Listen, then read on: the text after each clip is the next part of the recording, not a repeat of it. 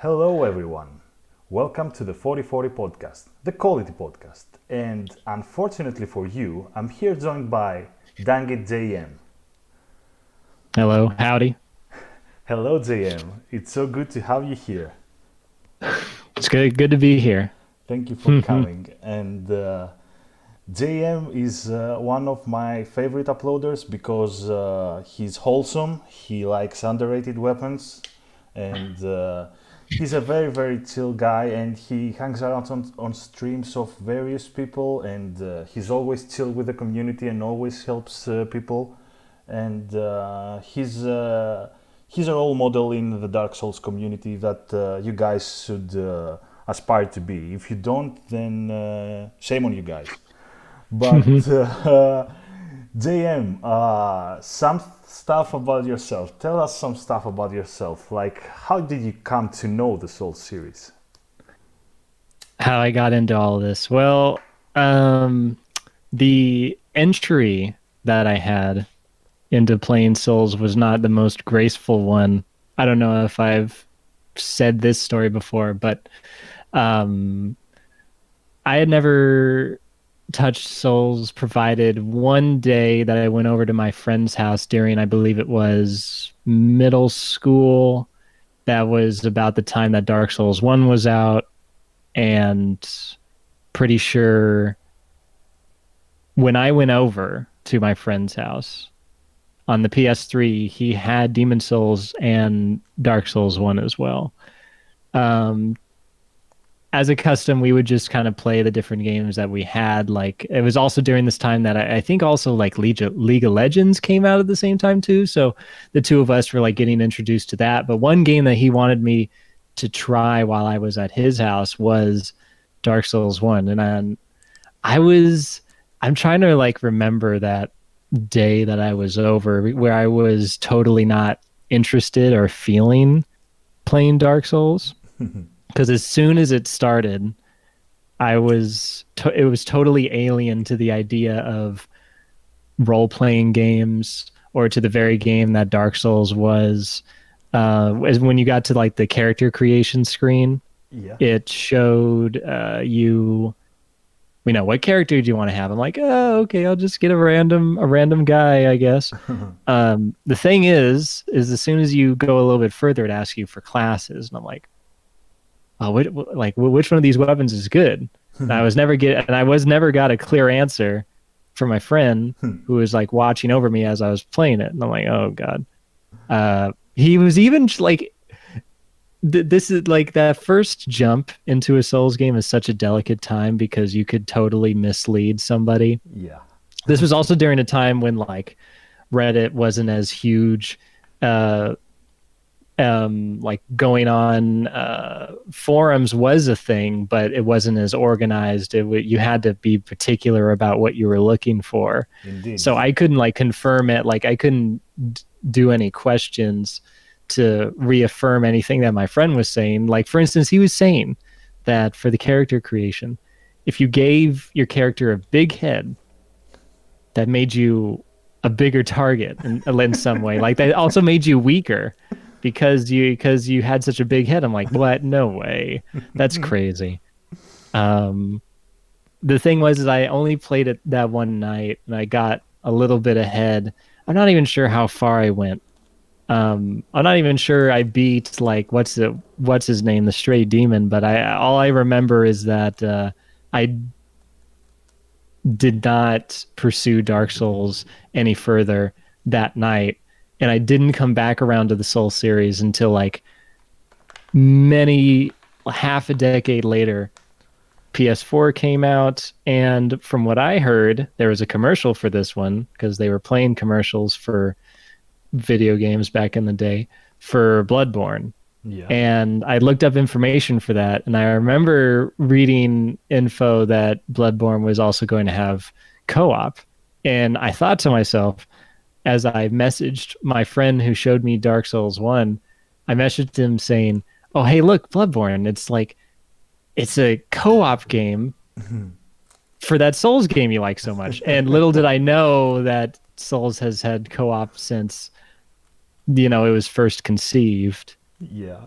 Later that PS4 though, I ended up buying Bloodborne because I seemed so intrigued for it. I saw playthroughs of it. Super Best Friends, for instance, they were going through Bloodborne, and I'm just like, wow, this game looks very, very nice. And then I went out, got it, bought it, played it, was terrible, but still beat it and loved it, and eventually came on over to Dark Souls 3. From there, picked up 2. Still need to like play through 2 again. Then eventually the remastered came out years after. Played that one. Now the only game I have not played in Souls is the original Demons. Who knows when they'll make the remaster or totally remake it, but maybe one day. Maybe one day. I tried playing Demons recently. My friend gave Uh-huh. me his PS3, and I gotta admit it's kind of hard because it's a bit outdated in terms of clunkiness, and the graphics don't bother me that much, but you can see how they evolved their games through time, and like Right. for me Bloodborne is the peak, the final step in the Souls games evolution. I consider it better in terms of PV than Dark Souls 3. And Mm. Demon Souls, I've been playing Demon Souls, and even though it is a gem, it is a rough gem. It's a rough Hmm. around the edges, but it's kind of hard to get into it right now because it's an old game, and it would probably work better with a remaster or a remake, like they did with DS1. Hmm. Or with like Shadow of the Colossus, where they Yeah, just upgraded everything. yeah. They made it beautiful. Actually, it was beautiful already, but the newest version is very very beautiful. Hmm. Make it So 60 frames. yeah, exactly. Make it 60 frames. That would be nice too. Yeah, and so you started with Bloodborne, and I remember a video of yours that you were really sad because you lost an arcane character. If I remember correctly, was it an arcane? Oh yeah, that was man, that was must have been 2 year. It must have been 2 years ago when I made this rant of how I was playing Dark Souls 3 and I was in the arena, but for whatever reason, my game suffered a I guess a crash of some kind. But when I was in uh just when I joined in an arena match, I got this message on screen saying that the character data had been corrupted. And that you would need to close, like the game has to close now Christ. and reset. So the only answer was no and yes, if I remember correctly. And I remember trying to click no, but every time it tried to bring me out, it would stick me back onto that screen of character data error, Yeah. as if like there was no escape, even though I tried to hit cancel or something. So Oh, I had that's to hit, painful. I yeah, so I had to hit reset, and as soon as I knew it, all the characters that I had were just gone, including the one that I started off Dark Souls 3 with, which was like a sorcery build. I had started that with my friend who had gotten me into Dark Souls and to begin with, who like showed me Dark Souls 1, and when Dark Souls 3 came out, I said, "You and me, we got to play this." And I started off with sorceries. A great time, that one, but all of it was gone. I went on to Bloodborne, made that video of like, oh man, that's just lame. But a bunch of like hours and dedication just sort of gone essentially. So And I yeah. oh yeah, go right ahead. No, no, no. Go on, go on. I was gonna say like I did now I don't have that issue anymore. I've rebuilt. If anything, I have to say that those first builds were God, I wish I actually could see them again just to look at all like the mind like I want to compare the stats of those builds I made back then and like the fashion choices compared to what I have now, because back then my like mentality was to make characters with puns in their names, and now I've taken the banner of characters who have semi understandable names with like lore implications. So when you have players like Pinko or Waylon has characters like this, Yeah. I would even say that Silly Dog does as well. Where you have a character show up, and if you have character names on it, Yeah. it Yeah. actually they try to make it sound like it's a character found within the world itself, thus a lore character. So as soon as I heard that that was like a thing that you can pull off and make reasonable armor set to go along with it and a weapon choices, I'm like, you know what? I really like that idea. I don't like the idea of like making a creepy face, which is Yeah. like the typical, which is now kind of like typical Yeah. It's the of standard just now. like of like messing up your face by hitting the randomizer. Yeah.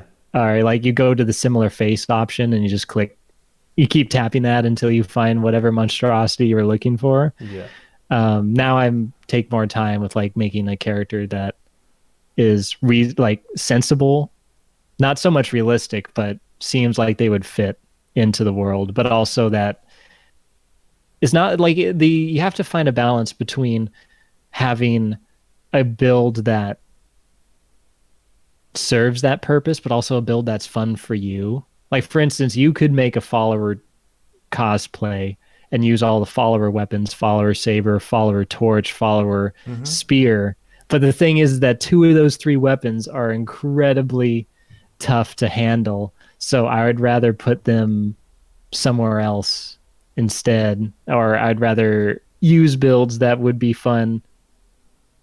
Like the whole concept is, okay, what weapons have I not used yet?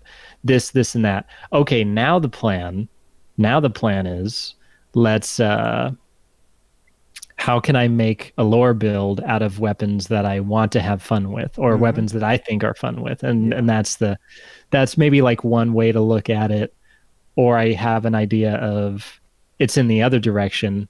What's a cool theme to go for? Like what armor sets have I not used yet? Like if I use the Lothric set, I would want Lothric weapons to go along with it, or you know, Yeah. Yeah. other weapons as well.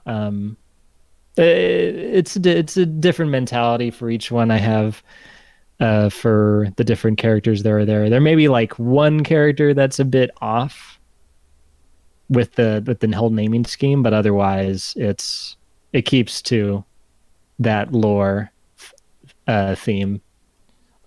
It opens up new perspectives to make lore-centered characters. Like I tried, Mhm. I recently got DS3 on PC. I didn't used to play too much on my computer. I only had it, for internet browsing, basically. And Mhm. I started playing DS3 on PC, and I said, you know what, I'm gonna make lore-friendly characters. And I've never made lore-friendly characters besides like one time and one character. And you said it's interesting because you subconsciously set new standards to make a character with a theme, and you have to make your build around that character. Like I made a crusader, and I'm using like it's a faith build that it's healing. It's for low level coping to help players in the cathedral, I guess. And Mhm. it's like he has the chain helmet and the red and white shield because it has the cross, like he's a crusader, stuff like that. And that aspect, like of role playing while in the multiplayer mode, it's very appealing, funny enough. Like it tickles your brain Yeah. to think outside the box with making a character, because it's easy to go on to like Souls Planner, click on armor optimizer, and then Yeah. that's it. And for some, but it's not to disparage people who No, no, do no, no, that, no. because for some instances they want to use a build that gives them the best in order to fight ganks or to even God forbid duel. But but for most that's how they want to play, and I can understand that. But at least for me, I don't feel like that gives the playing or character process enough personality. Yeah. Like for some people, even like some of the better duelists or invaders that I know, they try to give their characters distinct fashion choices so that when you fight against them, you know, oh, Yeah, hey, that fashion choice is who I think it is. I'm guilty of Yeah. that. Yeah, yeah, exactly. Or using that weapon reminds me of, et cetera, et cetera. Hmm. Like back in the earlier days of Dark Souls 3 or Dark Souls 2 and 1, I'm sure that people who congregate in those communities would recognize fashion from particular players. And these Souls games give you a lot of nuanced choices to give you the option to do that Exactly. versus just let's everyone put on the lap armor because that's what works. We're looking at you, G9. No, no, I'm kidding. Well, even then, I've yeah, the thing. Oh God, G9 uses lap armor now, but back in the day, it used to not be so. I could tell like stories about the fight clubs that I used to be a part of before I started gravitating more towards invasions. I was bigger on to getting into like Pontiff fight clubs and actively be a part of the arena and stuff like that. But one of the many regulars I would come across would be G9 and many of the other different duelists of the time, like 2016 or yeah, 2016, 17, and 18 were around that era. There was a whole bunch of different people, like Painted Phantoms was one of them. There was who else? My all-time favorite, Painted Phantoms. He's my all-time favorite DS3 player. Yeah, exactly. So like he was one of the disputed, I mean keyword disputed best players on the PS4, right next to B Dubs, who towards the end I'm gonna say like towards like 2018, 2019, he started getting more involved with the YouTuber presence, like being featured as because he was one of the better players. So he started being featured a lot more with I think maybe Chase brought him on, Chase the Bro, but for sure Fighter PL was doing streams and videos with him as well. Yeah, Chase the Bro did some did some videos with him, or was that with G9? Yeah, that was with G9. But the difference between B Dubs and Painted was like very proficient with every weapon, whereas B Dubs was he was the Pontiff Knight curve sword. Yeah, He knew how to use it yeah. to the best of his advantage, and his like I remember the way he would use Pontiff was that he was the host. He would summon three uh, like red summons, and he would fight them all one at a time, call in one at a time. He would never sit back and then fight the last one who survived. No, he would be in that pit fighting them one at a time, and sometimes between the fights he wouldn't even heal. Ballsy. Like he if I remember like watching his streams, he had an Estus flask that was only like +3. Meanwhile, you can upgrade it to +10. He would instead like spec his build to use replenishment, or what's the one above that? Like Soothing. maybe Bountiful. soothing sunlight, or the one kind of Bountiful. below. Great But what's the replenishment. Yeah, I think so. I would have to look that up, but since quality builds are ridiculously proficient, he would just have to do 26 strength, 40 dexterity.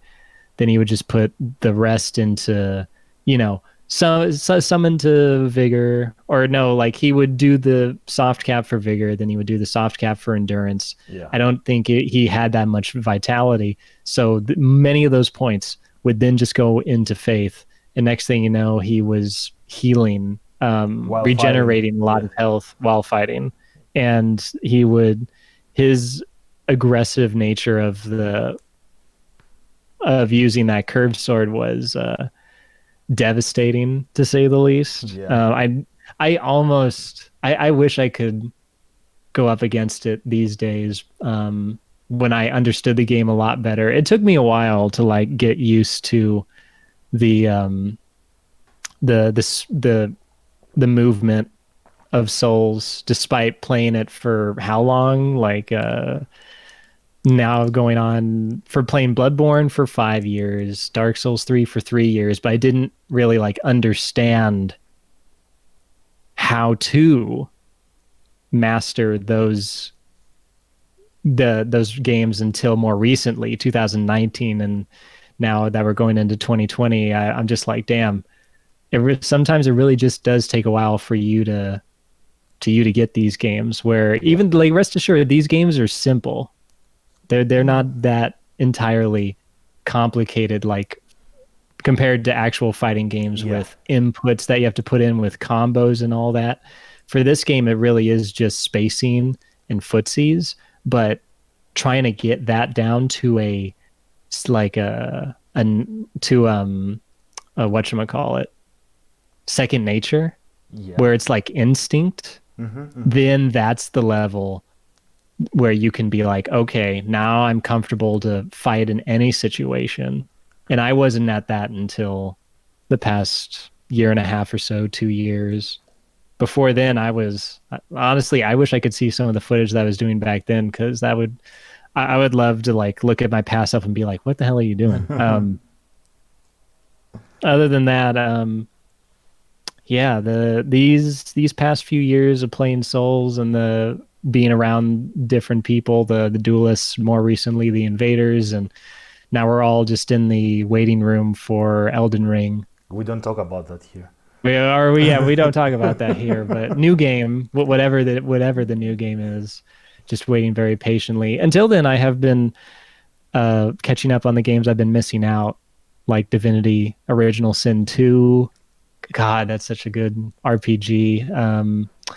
Shadow of War, Middle Earth. That's the sequel to Shadow of Mordor. I actually downloaded Fallen Order, which is the Star Wars Souls-like. Just to, Heretic. Nice. yeah, just to play that again, and it feels really good coming back after I hadn't played it for like half a year or so. Very good game. I've been keeping my time occupied in between projects and the next up and coming video or the next stream. I do it very. I do my schedules for both are sporadic because I have to find the not only the motivation but the right inspiration to urge you to yeah to make a video where I think like, yes, this is exactly like, for instance, some of the bigger videos, I want them to be useful and to have a lifespan or like a long life expectancy where other players can come back and look at a guide or a commentary or a tutorial, and that tutorial will still ring true further years down the line, versus like, oh, hey, I made this video of how to play this game, and then an update comes out and then completely overrides it. Like Dark Souls 3, Bloodborne 2, and 1 are in very special places right now where they're basically incubated. They're almost like preserved in their state always. So it really comes down to picking that apart and finding out all the nuances for these games and not having to worry about it changing. That's something that's going to be totally different when the new game comes out, because many people will be coming out with, here's the beginner's guide, or here's how to do this, when in reality, all of that can change. Something can get nerfed, something can be buffed. That's how like videos that I was able to make for like the underrated weapons was able to be made, because a majority of those weapons either got sleeped on or did get buffed, like the Aquamarine Dagger did, the Great Lance did, the Rose of Ariendel got buffed, and yet when I looked, the people who used it were using it pre-buff, or the people who were using it post-buff, but not using it to its best strengths. So I wanted to look at those weapons more in detail and show them to the best of my ability. All Yeah. of them are a good time that can be picked up. So now that you've talked about underrated weapons, one of your most popular series is the underrated weapon series, and you started off with the Rose of Ariandel, I think, and from then it was the Partisan, or was it the wait? The first one I start off with was the Aquamarine dagger. Oh, That was the Aquamarine. first Yeah, one. right, That right. one's like the one. But then after that, it became the Rose of Ariandel, which Yeah, was I left it up to the YouTube comments. I made like a post in the community tab for either the partisan or the rose, and it was even there for a bit until the rose broke out ahead, and I said, okay, I'll make that one first, and then 6 videos were made for the 6 different weapons, went down the line, and ended on the Great Lance, ended, though. ended. Ended. Yeah, I know. To be continued, question mark. I have been asked to look at a few potential candidates for it, and I have been considering it for to add a new one to the mix. The thing is that for the few that remain, like the ones that I wanted to look at, or were real, like the ones I really wanted to make a video out of, are either having like they're like accurately rated, they're not underrated, but weapons like the cleric's candlestick, many people say that it's not good. Fair enough to say that it's probably bad.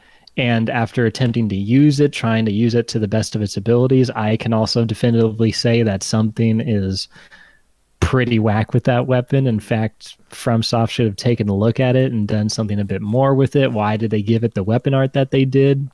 Because the weapon art, as soon as you light the candles on it, it's supposed to show developer messages that can give you hints on what to do next.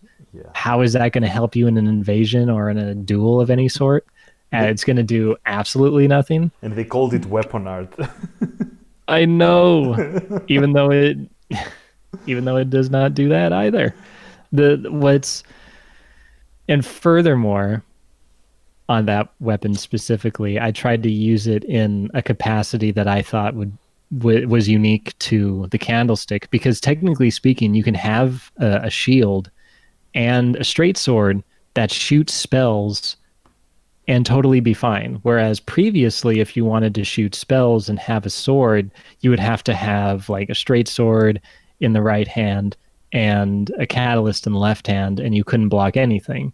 But now with the candlestick, you could do that. So that made you more protected while being a sizable threat, because you could cast sorceries. And if people try to get in on you, well, you have a straight sword moveset, so that instantly makes you a threat in all ranges. Yeah.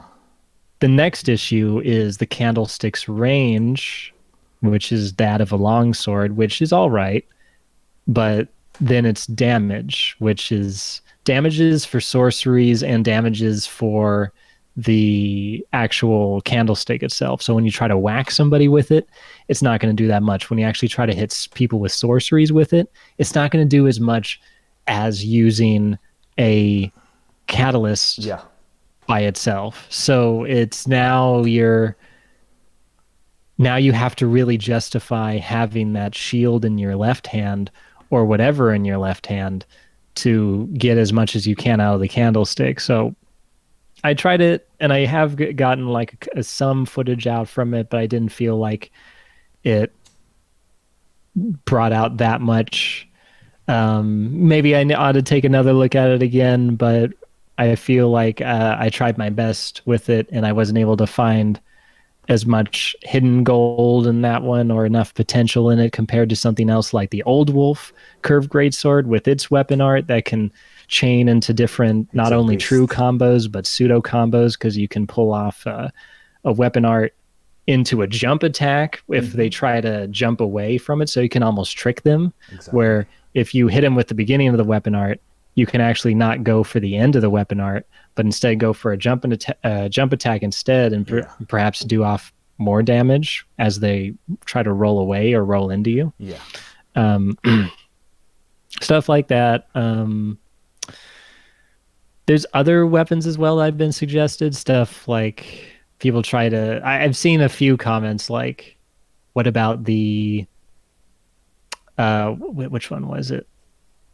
Not the old wolf greatsword because I feel like It's awesome. It's an that one's awesome weapon.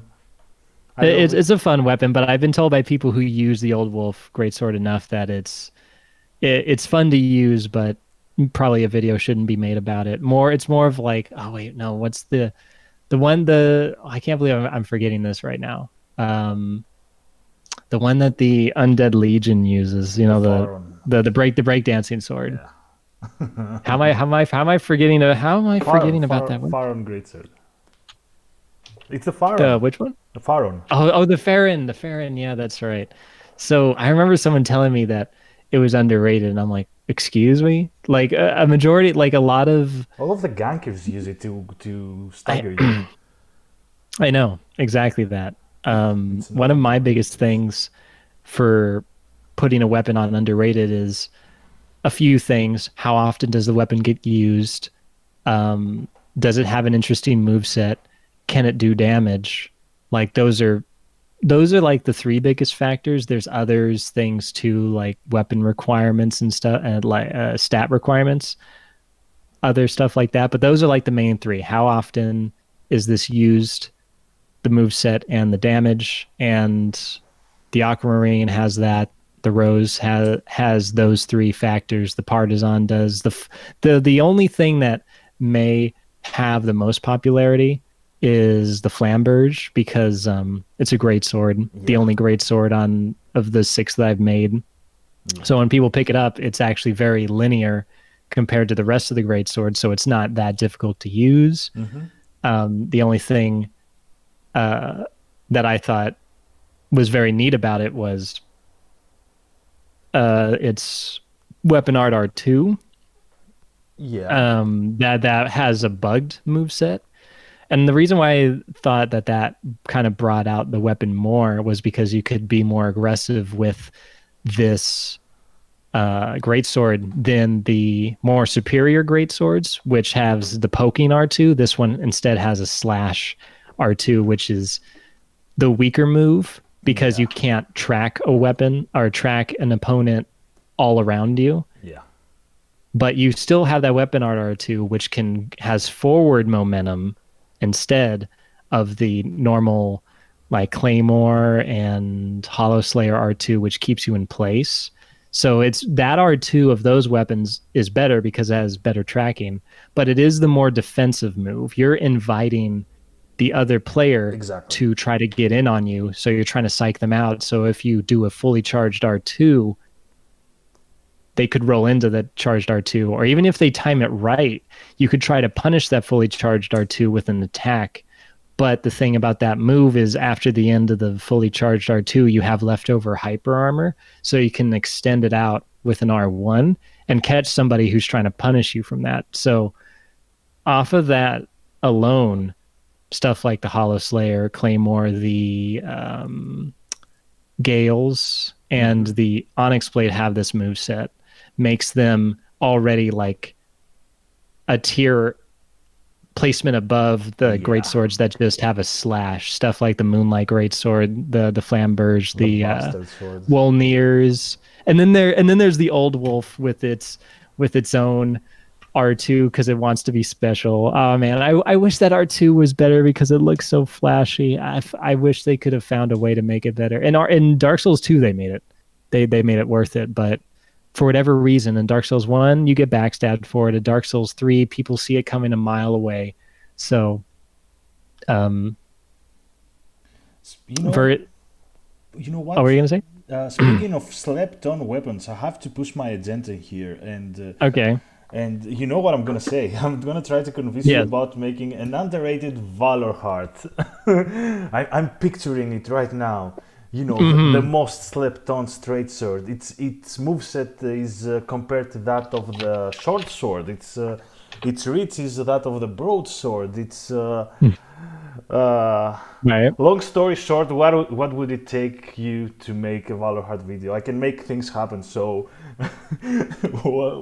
how can I So, convince you? well, I've looked at it, and oh yeah, this is something I also want to talk about. So you remember those three factors I brought up when it came to talking about or making videos for underrated weapons, Yeah, uh, aquamarine and all that stuff. Where are how often is it used? yeah, The damage in its moveset. If anything, if I were to add the fourth factor, is does anybody else talk about it on YouTube? So people don't have to use it. People like it doesn't even like. Sure, it might not have the damage. Sure, it may not have the moveset. But if somebody else already like showcased it, and then I feel that I would just be making a bit of a redundant video, you yeah, know. So, for instance, take for example the pickaxe, and take for example the what the it was the golden ritual spear. So yeah, those two weapons are actually surprisingly very good. Well, not very good, but they have surprising damage that they can dish out, yeah. They work. and you would never expect it. So pickaxe has a thrust move set and a lot of hyper armor. Like the poise frames that comes out faster than most other poise weapons of its kind. Yeah, So it says it's a great hammer, but it's actually has a great axe move set. So it's weird what the pickaxe is. But it has the hyper armor, it has thrust damage, so you stack a Leo ring on it and you just trade for days. It's not gonna win everything, but for if you're going up against a bit like other poise weapons, then you're gonna do a lot of yeah, damage. yeah, The only downside to it is its range and its speed, but otherwise it's gonna hurt a lot. And then there's the Golden Ritual Spear, which it's the shortest spear in the game, but it's also one of the most damaging spears in the game, and it can cast spells yeah, on top of it. You don't even have to put on the Sage's Ring to get the most out of it because it scales off of faith, so you can only put on so many spells. But the ones that matter are the is the Farron Flash Sword, the which one is it? The Great Soul Arrow, and the Soul Great Sword. You don't need the Sage's Ring at all to get to change up the speed of those yeah, spells, yeah, because there's no combos that are unlocked from those spells by increasing the Sage Ring. It's more of getting a different move set out so you can in fact maybe even hit somebody in their roll as they're going out. Now I bring up these qualities of those two weapons and you would say, well, if you have all this information on those weapons, why not make a video about it? But that's just the thing, is that if you actually type in Dark Souls 3 Golden Ritual Spear or Dark Souls 3 Pickaxe, then you'll see other people have talked about it and actually have used the word the best build for, or the underrated, oh, or the pickaxe is not pickaxe is not a meme. And in fact, I'm referring to Scott Jund, mm-hmm, for instance. mm-hmm, He used to go by uh, the tag DamnoHTML, yeah. but more recently on Twitch, he's gone by his name more often. And in fact, he changed his YouTube channel to Scott Jund. Everybody And knows him with his real yeah, name everybody knows like his real name, Scott Jund. But before for even those the people damn know who it's him. just for those people just dipping into Souls, maybe they'll put two and two together. But otherwise, yeah, he talked about these weapons far like I think it's almost going to go on three years ago, or it's already been that long when Yeah, the second DLC was coming out later, the later end or 1 year after the game came out. He mm-hmm, was talking about them because he was very big into Souls, but he was also trying to be big into YouTube and keep monetization high yeah, to keep that sustainable. mm-hmm, We all later learned that Twitch is more sustainable and less risky. So a majority of Souls content creators have shifted.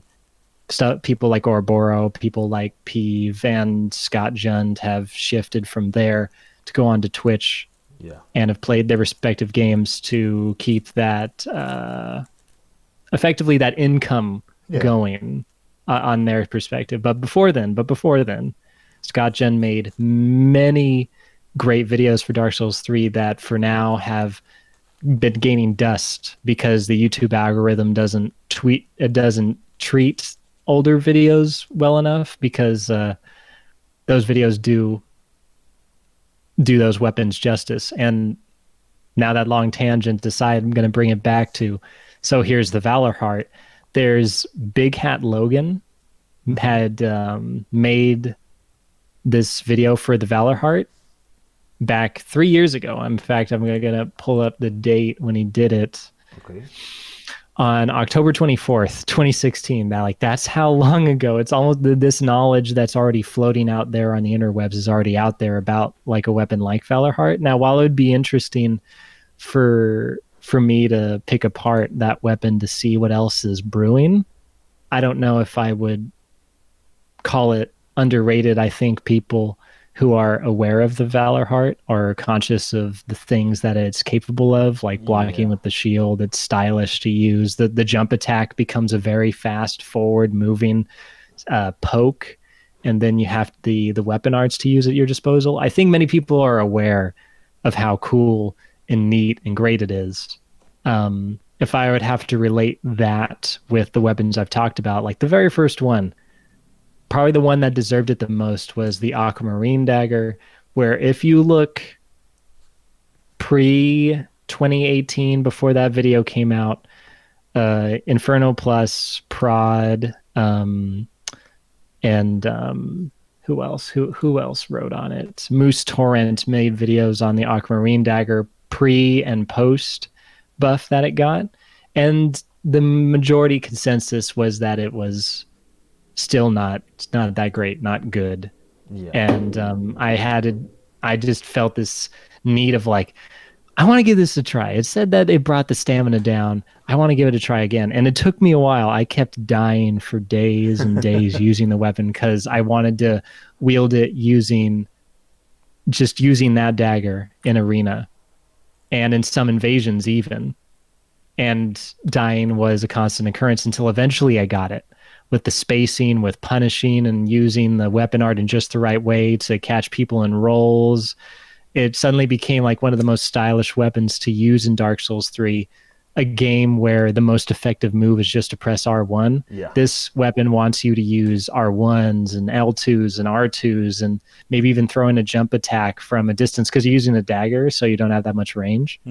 Um, it, it, I found a lot going for that weapon, and I guess eventually I'm just like, after the success of that video. In fact, the people didn't show up. The YouTube algorithm didn't broadcast it to people on YouTube until like months after. I came out with that specific video in 2020, it's not 2020, but 2017, but the YouTube algorithm didn't send it. And I didn't get like any more than maybe a few hundred views until like February, half a year, just about after I came out with that video. Did YouTube suddenly pick it up and it got sent? And then once that happened, I'm like, okay, well, It's got I wonder potential. if I can. I wonder if like I could find other weapons that are just as cool as that one. And I found the Partisan, which is like the Aquamarine, but in a different way. And then there's the Rose, which was like it definitely wasn't the Demon Scar, and it definitely wasn't the Heisel pick, but it was its own thing because it had miracles, and miracles I think still need a bit more exploration after all these years, because many people would resign it to being bad or misbalanced because you have the spears and you have the lightning arrow, which is like the most powerful spell in the game, if most people would say, besides Chaos Bed Vestiges, of course. Yeah. But it brought I'm out sorry. I'm sorry. I have the to interrupt you. We don't talk about CBV here either. Oh yeah, not even that. Oh, sorry, I talked about the two bad things. I know what you're Anything talking that about. resets the hit stun, we don't talk about it. No, no, of course not. But but yeah, I wanted to bring out weapons like that, and it kept catching the trend of, oh hey, I found this one. Wonder what else is out there. Oh hey, I wonder what else is out there. And I kept getting suggestions after the after I did the aquamarine, I did the rose, and I got a suggestion from uh, an acquaintance. His name was Derpy Turtle. Of He told me course. about the partisan, and I was like, "Oh, hey, I'm gonna use this." And then there's the flamberge. I was told by that by another acquaintance, and the old wolf by another acquaintance, and eventually I landed on the great lance by myself. Or no, no, hold up. I don't want to say by myself. In fact, I saw the history. I laid it out in the beginning of the video. Yes, I am the creator of the world and of the word underrated. I coined the term, of course, but no, the whole history of it was it started off with very humble beginnings when the tournaments of Dark Souls 3 were more prominent. Somebody showed up with the Great Lance and Cestus in the left hand, and they were using the Great Lance, and they got a few kills with it. They did, and from there, I neglected to talk about this part, but it grew into more popularity when you had players like G9 use it in dueling, primarily because the Great Lance was great for forward momentum and catching folks who are rolling backwards, Yeah, but also you could trick people into trying to strafe around you because then you could use your fists. that weakness that you have, which is tracking, to your advantage. Since people are more concerned with getting around to backstab you, they're less concerned with trying to attack you. So in that movement, you can try to cut them off and then counter backstab their backstab attempt, which was G9's whole plan. And once I saw that and I was trying it out on my own, I was trying to offhand weapons that could complement the Great Lance. Suddenly it all clicked, and then bam, there it was. Gonna off of that tangent, going back to the Valor Heart, just for you specifically, um, I would, if I were to take a look at the Valor Heart, it probably wouldn't be under the phrasing of underrated. And I have put thought into this. Weapons like the Farron, weapons like Valor Heart, maybe even weapons like oh, what was it? Even weapons that some would consider like a bit over the top, like the Crucifix of the Mad King. I would want to take a look at them, not call them underrated, but instead look into more of their deeper mechanics of what makes them that good. Like, why is the Farron one of the better ultra great swords? And how would you use it in order to get the best out of it? How would you use the Valor Heart in order to get the best out of it? And I would probably use a different video title for those Yeah, rather than underrated, because again, that implies that it's slept the, on. the weapon has been trashed on. Like the Yeah, weapon, people think lowly of those weapons, and now that I've made as many as I have, I feel like if I add more to it at this point, it it's kind of muddying the adjective. Whereas before, like the few underrated videos that Scott Jun did, it was because for the longest time on his channel, he was showing off the most efficient, optimal ways to play Dark Souls 3, like the Karthus Curve Sword when that reigned supreme, yeah. using the Gargoyle Flame Spear, like Mm-hmm. stuff like that. Those weapons that were just dominated in the field. And towards the end of his, I guess I will say, his Dark Souls 3 career, he started to get more universal, started looking for stuff that didn't think that nobody else thought would work, like a pure bow build, for instance. If you look up that video, the two videos he did on that, it's like a very intriguing watch, because he went into the arena using just a bow, and he would be out trading whoever he was fighting with the bow, and he would even throw in some free aims to shoot people from afar, like stuff like that looks so cool. And you Yeah. wouldn't think of it because most people would just, get sword and board, or they'd get a curved sword, or they would get the typical great sword. Not saying that great sword play isn't fun and interesting in its own way, but you wouldn't think that Scott Jund of all people would find these things, but he did. He found some off the meta techniques and weapons that I felt like, you know what? I wonder if I were to look at other things like he did, and that's where the underrated series started to take shape from there. From the beginning, it was more of a counter to all the videos saying that one weapon was bad, and it became more of a reoccurring trend of this weapon doesn't get a lot of talk, doesn't get a lot of limelight. But I feel like right now the series is good where it is. Who knows? Maybe I could be convinced otherwise, but until then, for the weapons that probably could use a video, stuff like the Valor Heart, I would want to title it differently. Yeah, I But understand. I just don't know what it would be yet. Okay. So, okay, thanks for breaking my heart about the Valor Heart. Much obliged. I hope I don't. Again, I hope I didn't break it. No, no. I would just want it to be reformed, Yeah, like to break down the pieces and form like an interesting new piece out of it. I know, I No, understand. a new product. One of your most viewed videos is how to make a Bloodborne build, and Mm. I think it's got over 1 million views, if I'm correct. It did reach 1 million this past quarter of a year. It did. And I, I believe that I believe that your favorite Souls game would be Bloodborne. I don't know why. That's just how I imagine you being. Am I? You would be right. You would be right. That is where my heart lies. And it shows, actually. It shows because you put not that you don't put care in the other videos, but when it comes to Bloodborne, you put a lot of care in videos about making builds, helping people, how to find the best gems, how to make their builds efficient, how to have fun in the game.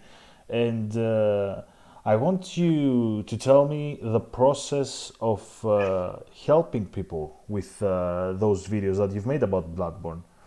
Like, Mm. what urged you to do that, and how did you actually manage to pull it through? Because it's not an easy. Wait, let me look it up. Like, how long is your first Bloodborne?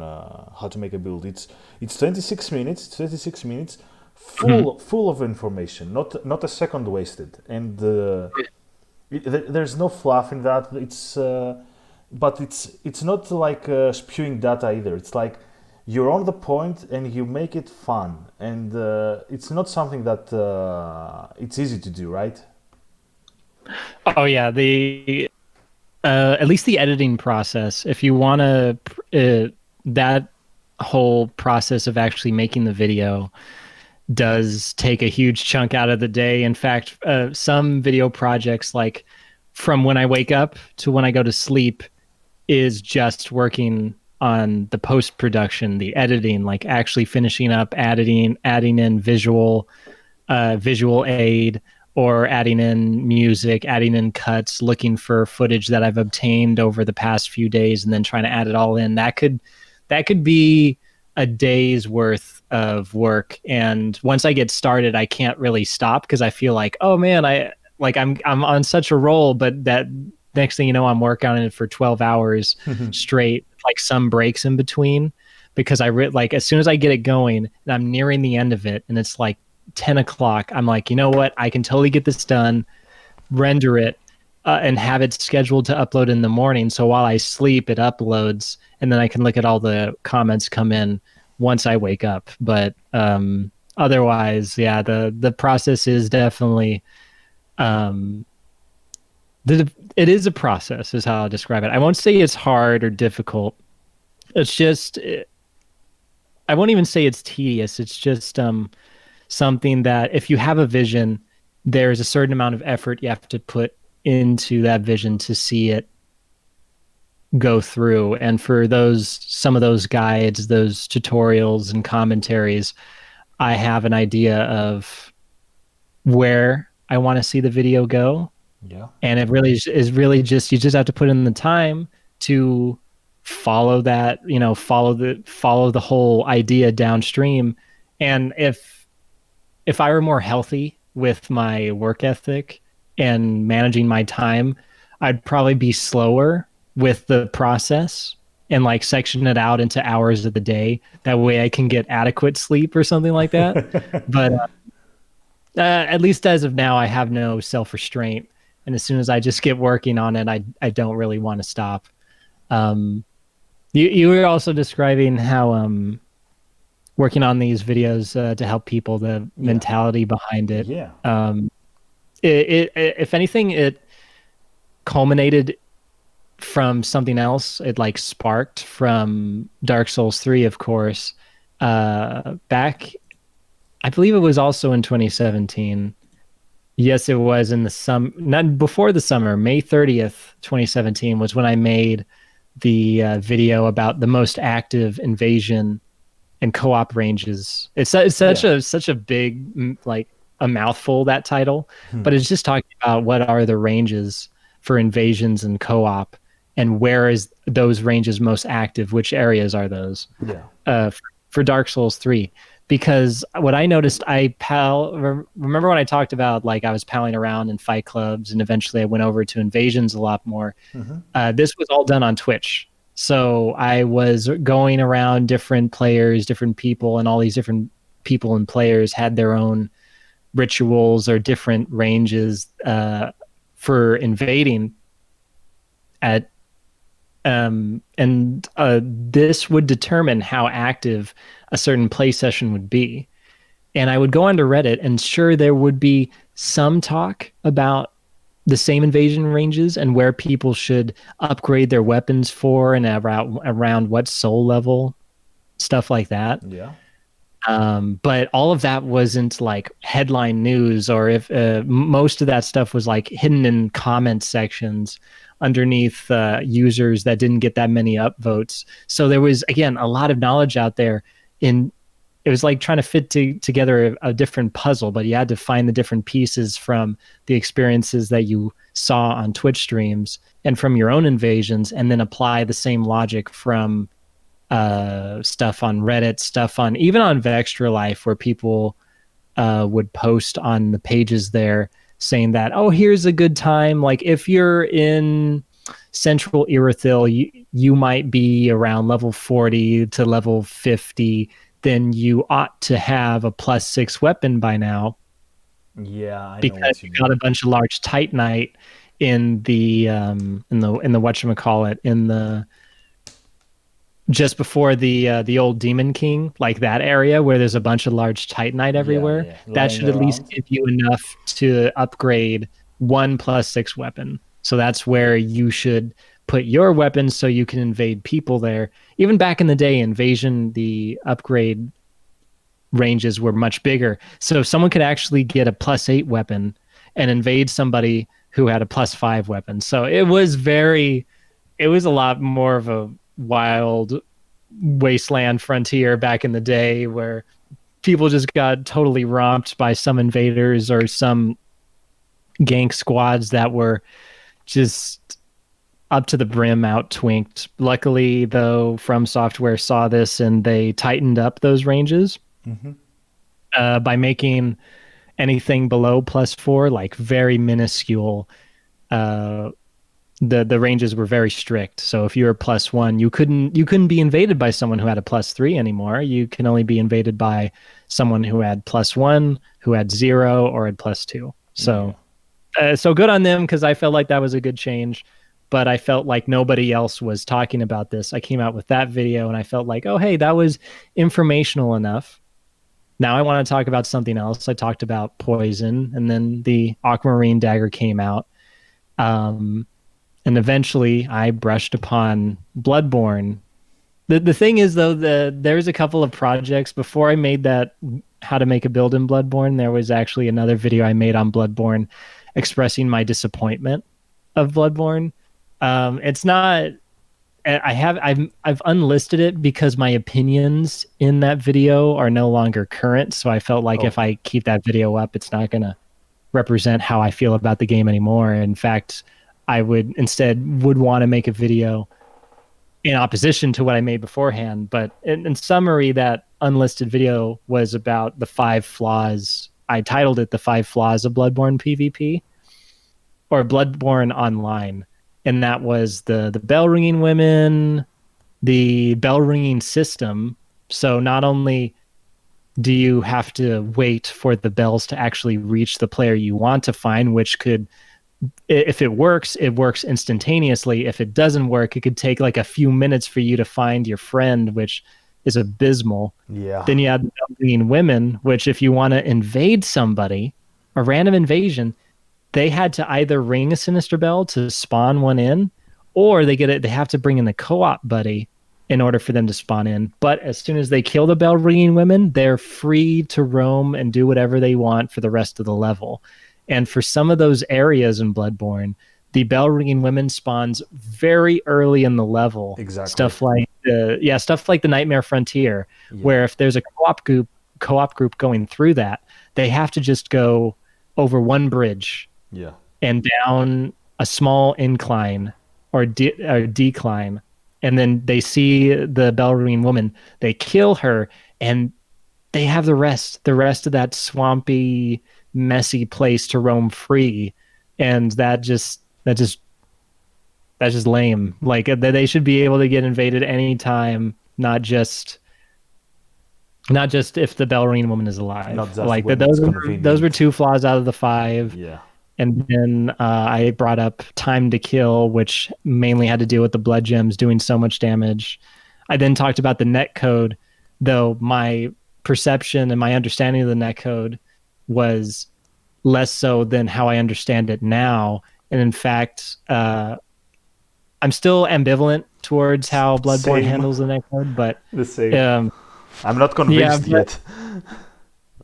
Oh, what were you gonna say? I'm not convinced yet about the netcode. Oh yeah, but the way I see it though is how the netcode works. I understand it better now, so I understand what the game looks like when it's running as good as it can be. So when you have people in the same region, they're on LAN cables and they're fighting, the game is actually at its best. You start getting issues when people are lagging on Wi-Fi. You start getting issues when people are several regions away. So the way you handle this is either you get a netcode that is able to stabilize the connections cross-region, which is very difficult, apparently, very difficult to do for a game like Souls, where it's a peer-to-peer situation. Yeah. Right?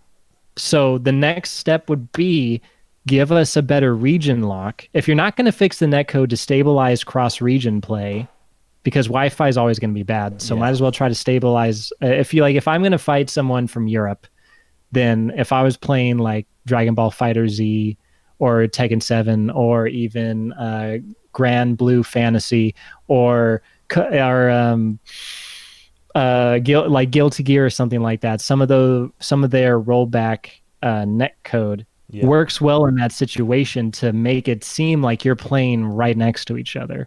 The thing is that how it's structured in Souls is I don't think they're ever going to reach that point because of how their netcode operates. So either they improve that or they give us region locks, so where we no longer have to deal with those latent connections anymore. North Americans can only play with North Americans. South Americans can only play with, like, if they give us the option to do that. The thing is that if you look for cross-region play, Dark Souls 1, 2, 3, Bloodborne, doesn't matter. There's an option to disable it and enable it. The thing is, when you might already be aware of this, but for those who are listening, if you disable that option, it's not going to do what you think it does. You think you're going to turn off everybody to your region, but your region is actually way bigger than you think it is. So if you're in Europe, you can actually connect to people in Australia and New Zealand, and that's nuts. That should never be the case. If you're in America like I am, you can connect to people in South America, people in like Brazil. Yeah. We don't talk about Brazil here either. The third time's the charm. But it's like, but there it is. You talked give about us it in more your latest structured. video. Oh, what were you gonna say? You talked about it in your latest video, I think, right? About Yeah. the DS2 netcode. Oh yeah, the that video is a whole other can of worms, but yeah, that's something else I wanted to talk about where they either have to improve that netcode to make cross-region play more stabilized. Who knows if they have the power to do that with how these peer-to-peer connections work in their games, or they give us more stricter region lock or a ping filter Exactly. so that we can only connect with people that have LAN cables, the most stable of connections, which are going to be people close to us anyway, or you just give us an option to switch the regions. Like if they replace the cross region play like option from restricted and enabled, and they changed it from US or like North America, South America, uh Europe, Tick boxes, like rest ticking of Asia. boxes. Yeah, yes. If they were able to tick it off, or we were able to select our own in Yeah. some way, shape, or form, that would be a step in the right direction where we could make our connections as great as possible. One counter argument to this is that there would be less activity. However, I would almost argue now you would have to ask yourself the question, do you want less activity, better connections, or more activity and less and more latent, perhaps laggy connections?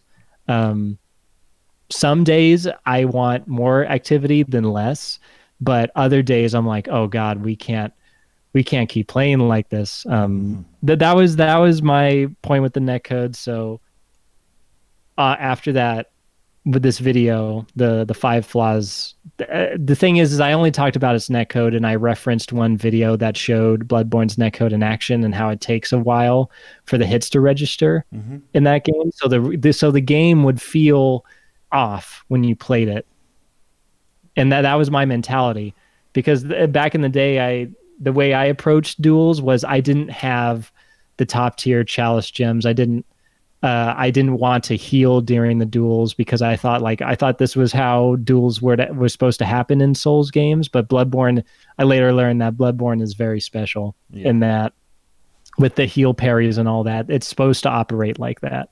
And my fifth thing was how the chalices were so freaking numerous, and every time you made a new build, you would have to go through all of them just to even get the best gems that you could to then play PvP. So it was like a huge time barrier for entry. But as the years have gone by, I've changed my opinion somewhat on netcode.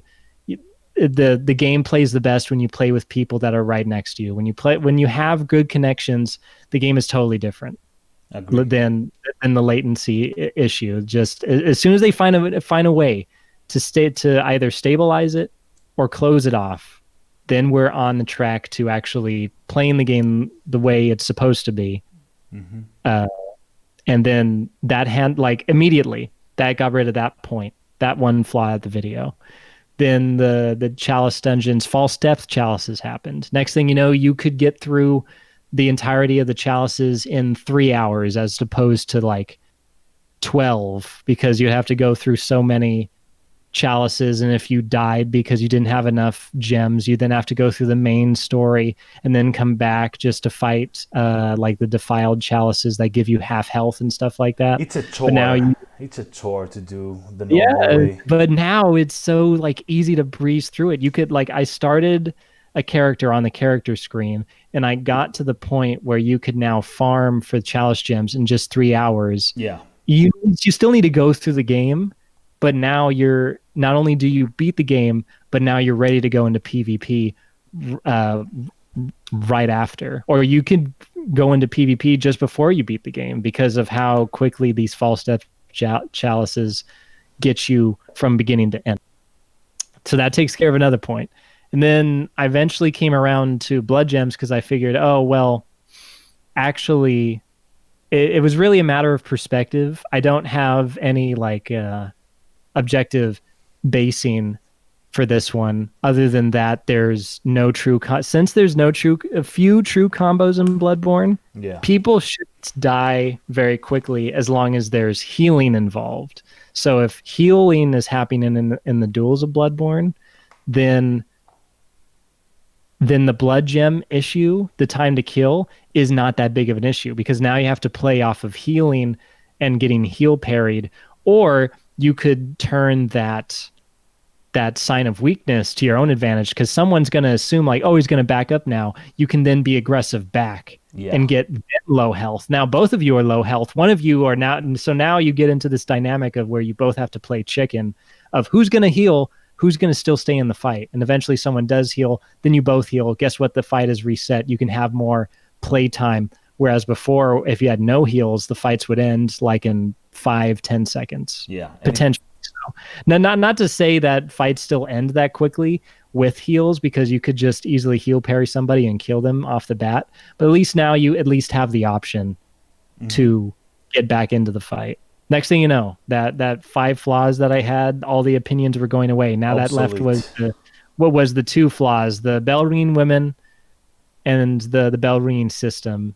And those, depending on the day you find me, I could argue for or against those points. But eventually I just had to unlist it. I made the how to make a build in Bloodborne guide, just bring more people into the game because the Bloodborne then became free on PS Plus. And I'm like, oh my God, if there were any time for people to look up how this game worked, now's the time to get into it because the only videos that talked about builds in Bloodborne were either outdated or had misinformation. So I wanted to clear it up. And luckily, as it appears, I was able to do right that. Honestly, seeing that many views is like I still really can't believe it that 1 million people watch something that I made. When I click on that video, I actually cringe for like the first couple of seconds because I hate that first song that I use in the beginning. It was funny at the time because I wanted to like just be, you know how you are on YouTube where you want to make a joke because it's easy to do that with editing and all that. Yeah. But now if I were to do that video again, I would cut out like the first minute of me doing that little skit I had and just go right into the information just to maybe cut down from 26 minutes, make it like 24. Because the rest of the video went off into, a genuine place. And lo and behold, this is going back much back further to your original question of where that mentality of helping people. Yeah. At first, I wanted to bring information that wasn't in the limelight to go and actually highlight information like the most active ranges in Dark Souls 3. Is poison useful? Hey, people should try the Aquamarine Dagger again. Or hey, here's how to make a build in Bloodborne. Here are what the stats mean. If you see somebody with any over 40 stamina, then something's wrong there because that's or 40 endurance because that's too much too much stamina. Exactly. If you see somebody that only has 20 vitality in Bloodborne, because vitality was the ye old vigor, right? Yeah.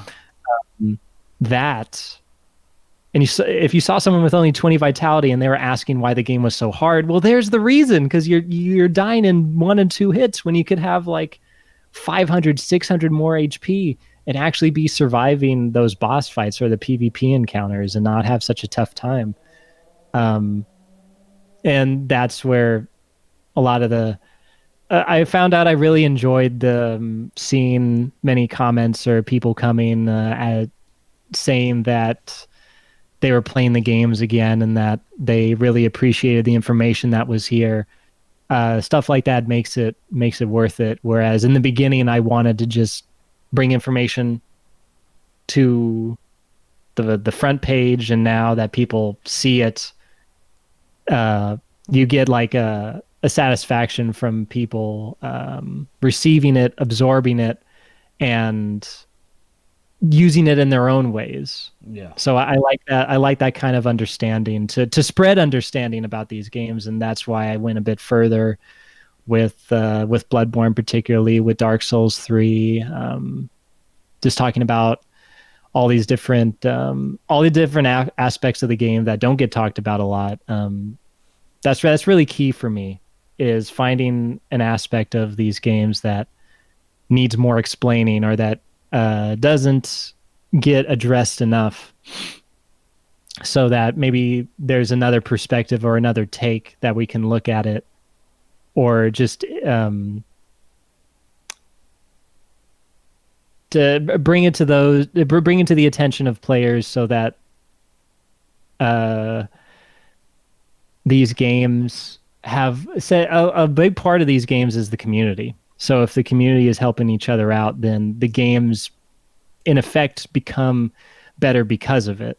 There's a lot of unspoken mechanics about the game that, now that we're talking about it, makes the player base more educated. That way, going forward to whenever the next game is, we're that much more prepared to help out even new players, bring them into the fold, etc., etc. Yeah, and it is. I agree with what you said, and I find it like I actually check your Bloodborne guide, and from time to time, and I suggest it to friends who want to start playing the game. That actually Thank you. friends that I tried to convince to play the game, Right. and it is very helpful, and they have found it very helpful too. So it works. If you want to know somebody's opinion, it works, and it's wholesome, That's I good. That's good think. to hear. And I there's a theme in your videos. There's a theme in being kind, in urging your audience to be kind and helping the community, and it shows. And it's it's nice that it's not just a persona, that you are like this as well. It's not like a persona you project, like it's not a facade, you know. It's not a character, it's you, that Mm. you project that, and it shows from your work, and we're very thankful for that. And I believe that, like, in the state of the game right now, because uh, I'm a meta invader, and in invasions you get a lot of salt, Yes, of course.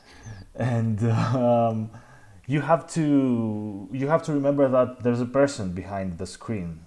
There's yeah, there's actually a person behind the screen, and they're trying to play the game as you. Some of them may be jerks, you know. There's always jerks, but at the end of the day, you have to be kind, and not have to be. You should strive to be kind, because what is it you want to take out of the games? You want to take the salt, like you want to take the hatred, not exactly hatred, but you know what I mean. You Hmm. and that message goes through, and thank you for this. Hmm. uh, I appreciate that it's that comes across. yeah, Um, I do try my best to uh, at least come at these topics with level-headedness. I do know that at least in the past, and perhaps more recently, some comments have noted that perhaps my tone about some videos might instead come off as even some people have implied that I've come across as condescending. Uh, really, I have done that maybe in the past with a few of my opinion pieces, I guess you could call it.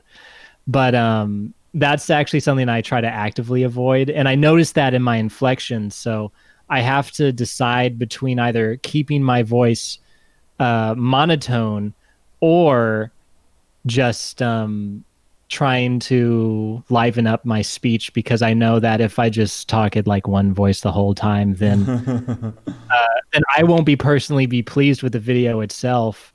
But I know if I try to insinuate, or if I try to steer the conversation in one direction, like if you're like, I'm gonna reference the um the most recent one with the in defense of Dark Souls 2 PvP video. That one I'm actively disagreeing with somebody's arguments, and in that point, it's so critical that you do, like, at least for me, I'm trying to disagree with the ideas, less so the person the person himself, because I don't want to make this about them. I want to make about the 10 minutes that where he says words Yeah. and address and say like, okay, let's take these and put them on blast and actually analyze the finer details about Dark Souls 2 PvP and actually about all of Soulsborne PvP, and actually determine, okay, which part of these are right, which part of these are almost right, and which part of these that we could just degree full head on. um that's what I wanted to get stuff across with videos like that. There is another one where like healing is okay in Bloodborne. There's that video. I have another one called A Genuine Overview on of Dark Souls Remastered. Like these three videos are where I wanted to take more. That's less factual tutorial guide commentary esque and more of me taking a certain stance and trying to stand by it. Yeah. So, for instance, Dark Souls Remastered was me responding to a majority of the criticism that people had for Dark Souls Remastered, and many people saying that it wasn't worth the $40 it was coming out to be, or that it wasn't a remastered at all. It was like demastering it because they changed the lighting. Oh, look, they only added one bonfire, et Hmm. cetera, et cetera. And I wanted to show all the different qualities that that remaster would have. And I eventually, like, it's a 43-minute video. There's a lot going on with it where I bring in a lot of details, a lot of nuanced, differing opinions, and I offer my own because I wanted to give the viewer, again, a genuine overview to consider if they wanted to purchase the remaster. And the conclusion was it's a great deal for people on console for the Switch. You could now take Dark Souls to go, Yeah. and that game's still going to play well on there. I feel like that's great for them. For the people on Xbox One, for the people for the PS4, they have no alternative to play Dark Souls unless they were to pick up the 360 or the PS3 and play it there. The thing about that is that those games still have severe frame slowdown when you hit like the Blight Town. 15 frames, 12 frames. It's nuts. And now you could go there on the remaster and it's Full 60 frames 60, solid. full 60 frames. Yeah, So full smooth. 60 all of a sudden. High definition, you can change the UI. Um, like minute details like that. There's stuff that was a plus. Did they do as much stuff as they could have done? Is there other stuff they could have fixed? Hell yes. But at least for those three consoles, it was really good. Even on the Xbox One, they could do Dark Souls 1 backwards compatibility, but even the Xbox One had frame drops on the Dragon Bridge in between the Berg and the Undead Parish, and still in Blight Town. So even then, the issue wasn't the hardware. The issue was very much the optimization of the game. Yeah. And Dark Souls Remastered was attempting to optimize it. And separate from the PvP, if we separate that now, the game is largely optimized as well as it could be. And for those three consoles, it's great. PvP, it's another matter because in doing so, they did get rid of some tech or glitches, exploits like ghost hits, and what was it? Not ghost hits, but The dangling the yeah, dead angling. Yeah, that as well, where those are no longer possible. So weapons like the Great Scythe and the Large Club, where they had these large horizontal move sets, now can't break through shields anymore. So a lot of weapons lost their usefulness with the remaster, and that is lamentable. Like I don't know if that was an intentional change. What was intentional was also that invaders spawn closest to where the host is. So now people in the township, people in the forest just get utterly ganked and they have nowhere to go because they get tranquil walk of peace as Yeah. soon as they spawn into the place. Was that a good change? Also, no. Stuff should have changed there as well. You know what I But disagree? Okay, go on. I'm sorry. I mean, well, I was going to finish up and just basically say for those three consoles, $40, and you wanted to play Dark Souls 1, Well, here it is. For PC, they did end up bringing that $40 down to 20. Though again, I argued that you could really do without, because if you had Prepare to Die, Yeah, then you had the game. exactly. You had the game. There was a mod to fix it, though many people again were just saying this is just the DS mod for $40. Well, I felt like no, it's they're doing other stuff too, but this is something that now the consoles can have, not just PC, but the three other consoles can have, and I felt like that was by by that metric, three consoles gaining from this remaster versus one versus the PC just being mildly inconvenienced. I'm going to say mildly inconvenienced because if you have Prepare to Die before this happens, you're still going to have Prepare to Die after the remaster. It's just for those Nobody's gonna people. play Prepare to Die though now. You know, all my Well, yeah, friends it did. went It did remastered. separate the fan base. So, well, it separate the current players from like what I'm going to say like maybe a couple of thousand now down to about 2 or 1,000 on any given day, and the remaster will typically have more. Um, but again, I would say it was more of a plus this remaster happened. Again, backing up, that was my opinion. That was basically my stance for Dark Souls Remastered. And in its defense, then came healing was okay in Bloodborne. I had already talked about that, and that healing does bring out more of a fight. All throughout these videos, that one in responding to the Dark Souls 2 defense, that video as well. I wanted to I not only wanted to talk, but I wanted to talk like I meant it. Because if I was too monotone, I would notice it and I'd be like, oh, I don't like how that sounds. I need to go back and change that. And if I Mm-hmm. get too perfectionistic about it, then I'll end up putting more inflection into it. But if I do that, then suddenly, if I change my voice like this, people will assume, oh, hey, this is another stuffy nosed guy who thinks he knows everything just because he has an editing software and a capture card.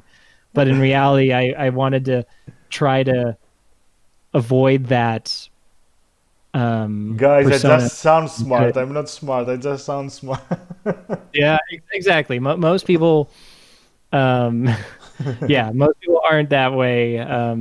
It really comes down to not only do you have words that you say, but it's how you say those words as well Yeah. in these videos.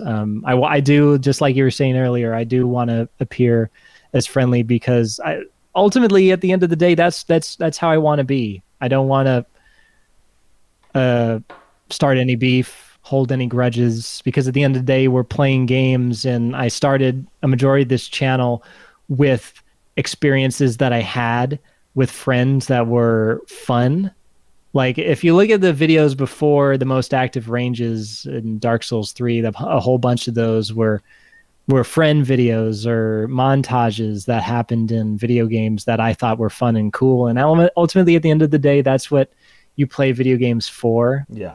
is to de-stress, be with friends, have fun, or simultaneously be by yourself and just uh, occupy your time with whatever the game is. The thing is that a lot of the times people conflate their personalities with gameplay with these games as well. Like, oh no, like there's so much you could talk about here, but you could disparage somebody else for having an opinion about a game, like, oh, Dark Souls 2 sucks, and then suddenly somebody comes in is like, oh, no, you didn't. Dark Souls 2 you slept on. Somebody could also then say that Bloodborne's terrible, and then suddenly a whole crowd of people comes out of nowhere and said, "Excuse me." But the thing is you gotta listen to the ideas, because I feel like people people don't have. I forgot where I hear this quote, but people don't have ideas. Ideas have people. So at least that's my view on it. Where you shouldn't glue this person down to the idea, because all throughout our lives we're always changing with different nuances and different small divergent directions that we go in our thought process, where I was very much a different person that when I was at 18, like just getting out of high school, than who I am now, and where my priorities, where my views lie. And I very well could assume that somebody else in like the comment section, or somebody else who's making a YouTube video, or somebody else who's playing a game and sends you hate mail or whatever, is in their own different place in their life, and who knows where they're going to be. Sometimes it would just be easy to say, your opinion sucks, so you suck. But I would just like to be like, no, sure, their opinion's not great. That doesn't make them a sucky person unless they actually did something bad. Like, word is wind. If they try to insult you, or if they try to disagree with you, then you address the insult, you address the argument, but you don't try to attack them unless they're like, I don't know, a murderer or some kind. But that's what invaders are, right? Just murderers invading. Evil people try to destroy your game. Red man bad. Oh man. Stuff like that. But at the end of the day, we're all just playing a game. And you're a pretty wholesome person for an invader. Yeah.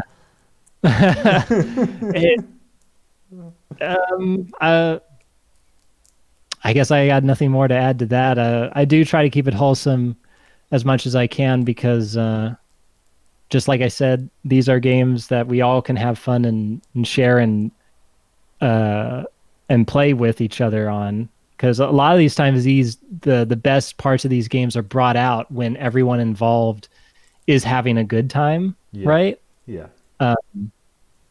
Simultaneously, I always try to add on more wholesome or contemplative messages at the end of my videos, like, take care of yourself and stuff like that, because I at the end of the day, when you finally turn off the screen, you turn off the console and you start to go to sleep, you're still kind of there dealing with yourself. This is maybe something I want to talk about later with my videos, but it's not just that we are trying to have fun in games. That's where a lot of my priorities lie. It's not just about having fun and helping other people out and being wholesome. It's also about, well, what do you do when there are no games? What do you do when you're out there just in your own life, wherever your life takes you? Can you take a lesson from a nerd who's just talking about how the amygdalin arm in Bloodborne is actually pretty cool to use? Can you get a lesson out of that somewhere to take along with you with your own life experiences when you go into the world to meet new people? You get a new job, you meet new faces, and suddenly you're reminded of an idea of how to be a nicer or a more thoughtful person with your daily dealings with life. And next thing you know, you're made more of a whole person like that. You evolve. Evolved. By if we were to bring in the Souls comparisons, never, it's like those messages on the ground that you're passing as you're going through life, telling you that some giving you bad directions, like here's an illusory wall, and you try to bang the wall there, or there's a message by the cliff that tells you to jump and then treasure, and then stuff like that. But if you take some of those messages, like, could be helpful in a way. Some of those messages could give you like words of wisdom to take later on, or some of those could just be words of encouragement to help you through the times when it's tough to go through hour by hour, day by day, week by week, year by year. Like existing can be tough, where you're actually surviving, but you don't actually feel like you're living. And that's the part where you start to hollow out in these games of like Bloodborne, and you go bloodthirsty in a game like when you hollow out in Dark Souls and you start getting bloodthirsty. But Miyazaki was just such a master crafter when he designed the concept of these games, of where there's a journey for all of us we have to be careful not to be to to become hollow in that journey, because through every new place we go to, there's going to be new trials, new bosses, so to speak. Like it's so interesting that bosses in video games are named the same title as the bosses that we have in real life. So it's like the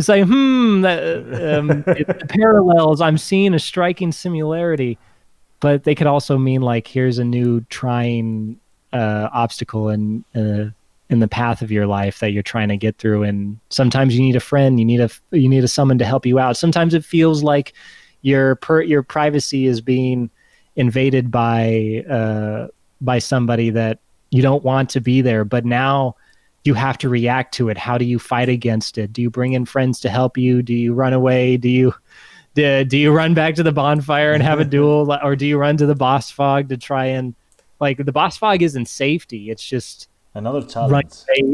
it's running away from that dark spirit that was inconveniencing earlier. Um, Running Long story away short, from one problem and running into another. yeah, running into another. The very symbolic with that one. Uh, but again, at the end of the day, I would hope that the stuff that I make would retain that not only to be informational, but I would also, the ideal is for also it to be inspirational, to so other people could take more out of it than just a tip, to be to be weightier than that, if it's possible to do that. Sometimes I make a meme video because it was easy to do, or because I It wanted was to show fun. something that may have been funny or cool. But Yeah. other times I'm reminded of the human experience, the that each one of us are trying to live, trying to survive, and trying to balance the two as we maintain our priorities, go through life, play games or drop games entirely, and just share not only the games together, but life. Share life together. Share this earth, because this earth is only so big, and the universe is much bigger. So, I think that's where else. I think that I will end the thought right there. Thank I you felt like I for said, this. yeah. Thank you for opening up with this. Uh-huh. Now, this is off the record. We've pretty much covered all the topics. Oh yeah, we hit him up all. Oh really? Let Yeah, me look. yeah, yeah, yeah. I wanted to make fun of you for the DS2, like, oh, you like DS2, you're protecting me, you know. But Right. right now, I'm too charmed to even do that. Mm, right. Um, DS2 is its own thing, though. Rest assured, I was defending its PvP I know. more often than its PvE, because PvE, like, it deserves all of the criticism. It's honestly, when I play through it, I feel every issue that folks have with it. I'm like, oh yeah, for sure. Too many enemies. Yeah, The areas aren't that memorable. Like, it's nuts, definitely, for sure. yeah. So I'm totally okay with people being like, yeah, PvE sucks, but PvP ought to be looked at a second chance. In fact, I almost want to follow up that most recent video I did with a more nuanced overview of the PvP of Dark Souls 2, because whereas Dark Souls 2 does have soul memory in that game, which is for most Ugh. people is a huge turnoff, it Yeah, also has many pluses, like the weapon systems, the different fashion choices, the builds that you can make. The Even though the areas for PvE are unmemorable, they're suddenly amplified when you bring PvP into it. So it's like, it feels like you don't want to ever play the game alone. It feels like in some areas, like the Shrine of Amana, you want to bring friends to come help you yeah, out with it, because everyone's shooting at you and you're in a pool. The thing is once you bring in more friends, there's a higher chance of you getting invaded, and I feel like those experiences bring out the game more and do more with what little is there. So in that respect, Dark Souls 2 is a sleeper in both sense of the words. It's a sleeper because the PVE is makes you sleep, but the PvP is a sleeper because it's a sleeper hit. That there's a lot going for it. A lot of holdouts for that game, like if you're familiar with like Sneaky Maldron or Yeah, yeah. uh, Azure Evening, as he's called, that they hold the flag, they hold the torch for Dark Souls 2, and God bless them because um, they have kept single-hand those few people, as other people have as well, have kept the flame going for that game, and by doing that for so long, they've gotten other players like me and other streamers like Saint and Pinko to get back into the game and play it again. And by doing so, broadcast the pluses and minuses of that game to more of a forefront, bringing up the conversation of Dark Souls 2 again. And that would not have been done if it wasn't for those few people holding out for the game and Indeed. showing how the game shines. So to them, I salute. Here's to whatever comes next, and hopefully it's something that everyone can play. The Bloodborne lifers, the Dark Souls 3 lifers, the Dark Souls 2, maybe even Dark Souls 1 lifers, and the people waiting for demons. But here's hoping that we can all congregate again for new game, and that new game is able to bring out the best. Yeah, bring out the best in what the From Software has been making so far, because they got a winning formula. They just got to look at all of their past works, their past history, and finally determine what the best combination is.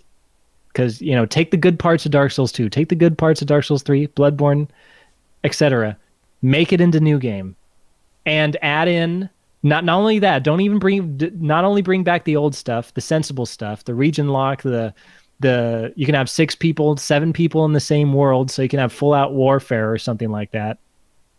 Bring in your new stuff that you want to make for the new game, and make that mesh with what the old stuff has as well. Like there's an option.